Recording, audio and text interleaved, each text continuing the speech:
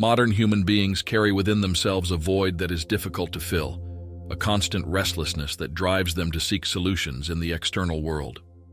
Social media, rampant consumption, endless entertainment, all of these seem to offer a temporary escape, but they do not resolve the inner anguish.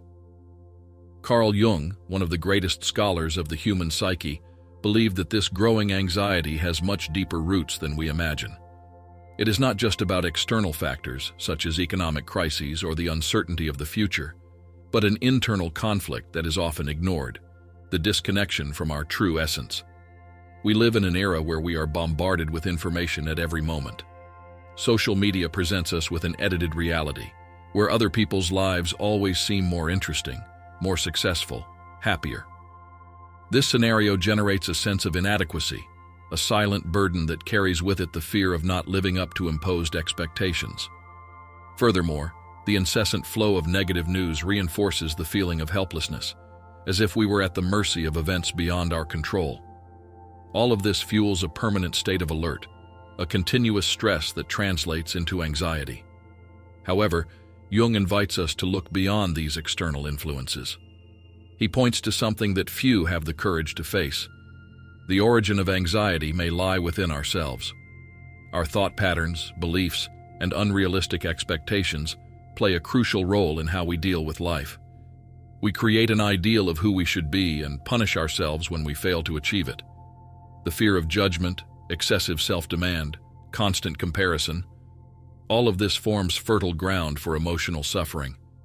The disconnection between who we are and who we pretend to be in order to meet external demands is one of the greatest sources of anxiety. Imagine someone who chooses a path in life not because they desire it, but because they feel it is expected by society, family, or friends. This person may follow their routine every day, fulfill their obligations, but deep down, they feel a persistent discomfort, a mismatch between their reality and their true desires. Over time, this internal conflict may manifest as anxiety, a symptom that something inside them is out of sync. Jung dedicated his life to studying this kind of suffering and believed that anxiety should not simply be eliminated with palliatives. He saw emotional disorders as messages from the unconscious, signals that something in our lives needs to be understood and transformed. However, in modern society, the search for quick fixes leads many people to resort to medication or strategies that merely mask the symptoms. This may bring immediate relief, but it does not address the root of the problem. What Jung proposes is something deeper, to understand what our anxiety is trying to tell us. If we look at anxiety merely as a response to external factors, we run the risk of missing the true cause of the problem. Jung believed that, although the external environment can intensify our distress, the root of anxiety is often an unresolved internal conflict. Our mind is constantly dealing with dualities, reason and emotion, desire and duty, authenticity and conformity. When these forces clash, psychological tension arises that, if unrecognized, manifests as symptoms of anxiety. This conflict can arise in many ways. Many people go through life following a script that was not written by them. From an early age, we are conditioned to believe that certain paths are the only acceptable ones. The idea of success, for example, is often associated with financial stability, social recognition, and professional achievement. But what if our true desires lie elsewhere?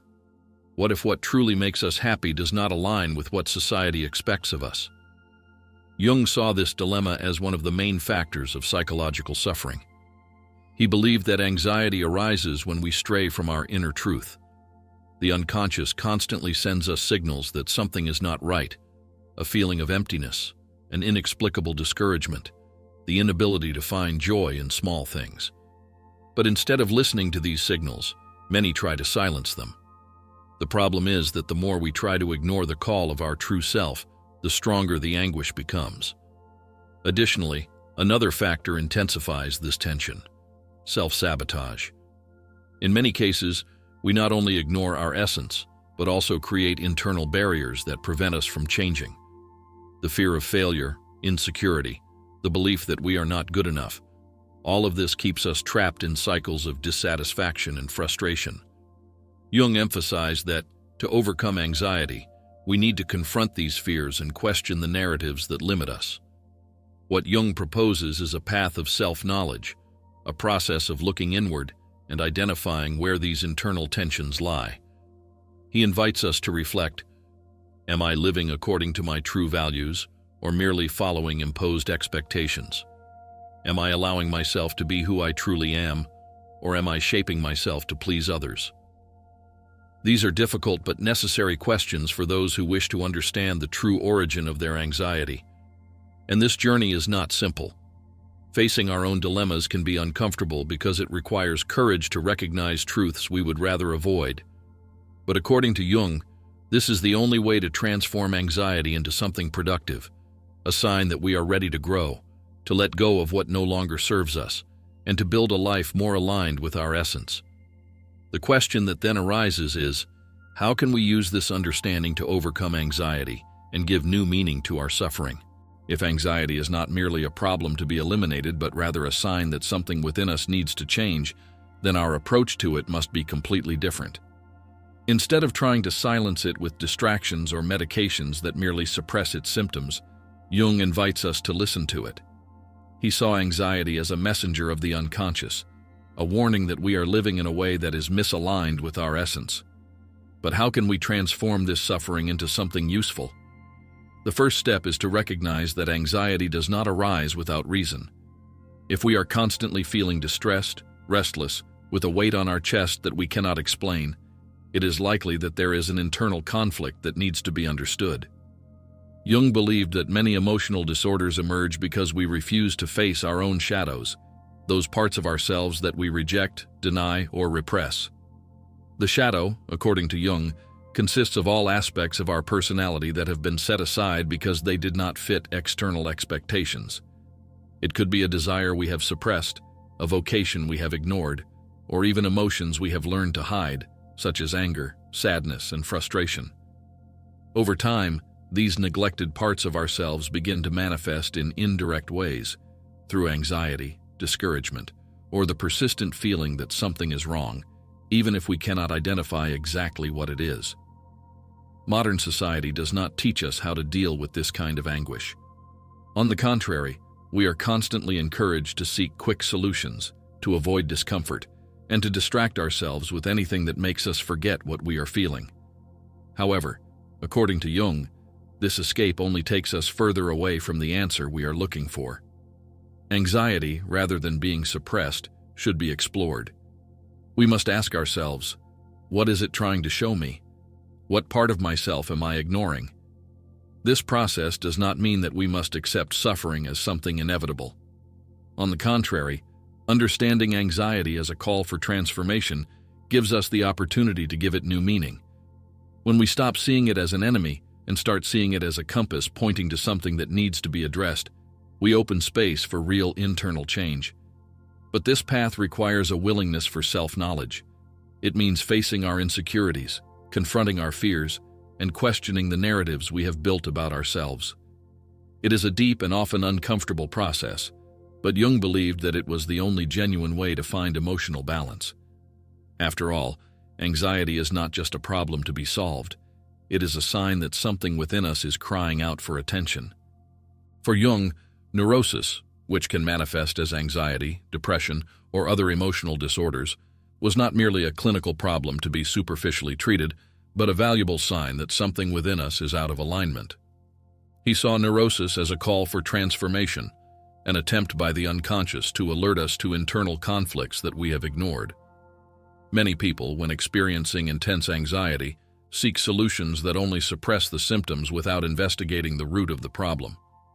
Medications and relaxation techniques may provide temporary relief, but they do not resolve the real issue. Why did this anxiety arise in the first place? Jung argued that if we simply eliminate the symptoms without understanding them, we miss a unique opportunity for self-knowledge and growth. He believed that many emotional crises originate from a lack of connection with the true self. In other words, anxiety arises when we live in a way that is incongruent with our internal needs, repressed desires, and ignored aspects of our personality. For him, the cure is not in avoiding anxiety, but in understanding what it represents. An example of this can be seen in people who feel an inexplicable anguish in their professional lives. At first glance, everything may seem normal: a stable job, a reasonable salary, a predictable routine. But if this path is not aligned with their values or genuine talents, a persistent discomfort will take hold. This feeling of dissatisfaction can be ignored for a while, but eventually, the psyche begins to manifest through anxiety, extreme fatigue, or even physical symptoms. Jung also identified the repression of creative impulses as one of the major factors leading to neurosis. He believed that human beings have a natural need to express their individuality, whether through art, knowledge, spirituality, or any form of creation. When this need is suppressed by external obligations or fear of judgment, an existential void can emerge, fueling states of anxiety. The unconscious never stops expressing itself. When we ignore the signals it gives us, psychological tension accumulates until it manifests more intensely. Jung compared this repression to a river blocked by a dam. The water may be contained for a while, but eventually it will find a way to escape, often in a destructive manner. For this reason, he believed that the best way to deal with anxiety was not to fight it directly, but to understand what it represents. Instead of seeing neurosis as a problem that needs to be eradicated, Jung saw it as a guide pointing us toward what needs to be transformed within us. The true overcoming of anxiety, therefore, does not lie in repressing it, but in integrating it into our process of psychological development. This path requires courage to look inward and a willingness to reevaluate how we are living. It is a profound journey, but an essential one for those who seek to find a more authentic meaning for their existence. Jung emphasized that the greatest challenges we face do not come from the outside, but rather from the battles fought within our own minds. Anxiety, according to him, often arises from internal conflicts that we cannot consciously resolve. These are tensions between our deepest desires and the expectations imposed by the world around us, between what we want to be and what we believe we should be. Human beings are full of contradictions. On one hand, there is a natural drive for freedom, the pursuit of self-knowledge and authenticity. On the other hand, there is the fear of the unknown, the need for social approval, and the resistance to change. When these forces collide, the psyche enters a state of imbalance, and anxiety emerges as a reflection of this struggle. Jung described this internal conflict as a confrontation between different aspects of the personality. On one side, there is the self, our psychic totality, which seeks growth and evolution. On the other, there is the ego, the conscious part that clings to the identities we have created throughout life and fears any change that might threaten its stability. When the ego resists the call for transformation, an impasse arises and psychic energy accumulates, resulting in distress, restlessness, and symptoms of anxiety. This phenomenon can be observed in various situations. A person may feel a deep desire to explore new possibilities, change careers, or leave a relationship that no longer makes sense, but the fear of uncertainty paralyzes them. Another may realize that they are excessively molding themselves to others' expectations, but fear losing social acceptance if they start living according to their inner truth. These dilemmas generate significant psychological strain because they represent a constant struggle between what we want and what we believe is safe or acceptable. Jung argued that, in many cases, anxiety is not a sign of weakness, but rather an indication that we are at an important point of transition. Psychological discomfort arises precisely because different parts of our psyche are trying to pull us in opposite directions. This state of conflict can be distressing, but it also represents an opportunity for growth, as it forces us to question our choices and seek greater internal coherence. The problem arises when, instead of dealing with these conflicts, we try to ignore or mask them. Often we convince ourselves that everything is fine, continue with our routine, and avoid confronting the dilemmas that trouble us. But the unconscious is not easily deceived. It finds ways to manifest its discomfort, whether through anxiety, physical symptoms, or even dreams that reveal truths we insist on hiding. For Jung, the path to alleviating anxiety involves recognizing and accepting these internal tensions. He did not suggest that we should eliminate conflicts, but rather learn to engage in dialogue with them. Instead of running away from the questions that disturb us, we should ask ourselves, what is this anxiety trying to show me? Which part of myself is being neglected? This approach may seem challenging, but it is an essential step for those seeking a deeper state of emotional balance. When properly understood, anxiety can cease to be an enemy and become a guide for our psychological evolution. For Jung, the conscious mind is only a small part of who we truly are. The majority of our psyche is hidden in the unconscious, a vast territory where repressed memories, unacknowledged desires, and unresolved traumas continue to exert influence over our daily lives. When we ignore or repress certain aspects of ourselves, they do not disappear. They merely find other ways to manifest, and anxiety is one of these manifestations. The unconscious communicates with us all the time, but we are not always willing to listen. When something within us is misaligned, when we repress a desire, deny a part of our personality, or follow a path that is not truly ours, our psyche tries to warn us. These warnings may come in the form of disturbing dreams, inexplicable feelings of distress, or more commonly, anxiety that seems to arise out of nowhere. Jung believed that anxiety, in such cases, was a sign that we were living in conflict with our psychic totality. He identified two central elements in this process: the shadow and the persona. The shadow consists of everything we reject in ourselves, whether due to societal influence, family expectations, or our own beliefs. These are traits, desires, and impulses we have learned to hide because we believe they are inappropriate. However, the more we deny our shadow, the stronger it becomes in the unconscious. Often, it is precisely this repression that fuels anxiety. On the other hand, we have the persona, the mask we wear to interact with the world. From an early age, we are taught to play certain roles to be accepted by society: the successful professional, the reliable friend, the exemplary child. The problem arises when we identify so strongly with this persona that we forget who we really are behind it.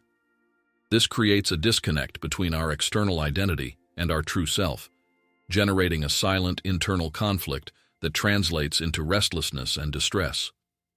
This tension between the shadow and the persona is one of the primary sources of anxiety. Many people live trapped in identities that do not reflect their essence, repressing desires, emotions, and talents out of fear of judgment or rejection. The unconscious, however, does not remain silent. It insists on showing us that something is not right, and anxiety is one of its most direct forms of communication. Jung proposed a different approach to dealing with this conflict. Instead of fighting against anxiety, we should use it as a key to understanding our unconscious. He believed that dreams, slips of thought, and even physical symptoms could provide clues about what is being repressed. By bringing these contents into consciousness, we can integrate the rejected aspects of our personality and relieve the tension that generates anxiety. But this process requires courage. It means confronting parts of ourselves that we would rather keep hidden, questioning patterns we follow without reflection, and often letting go of beliefs that give us a false sense of security. For Jung, this is the true path of individuation, the process of becoming who we truly are, rather than merely playing the role that was imposed on us. In this sense, anxiety ceases to be an enemy and becomes a guide. It points us toward what needs to be seen, to the aspects of our psyche that are crying out for attention. When we stop running from it and start investigating it, we take an essential step toward our true essence. Anxiety, according to Jung, is a call to look within and reconnect with our true essence. Instead of fleeing from it, we can use it as a guide for self-knowledge and transformation. If this content resonated with you, leave a like, subscribe to the channel, and turn on notifications for more videos on psychology and personal development.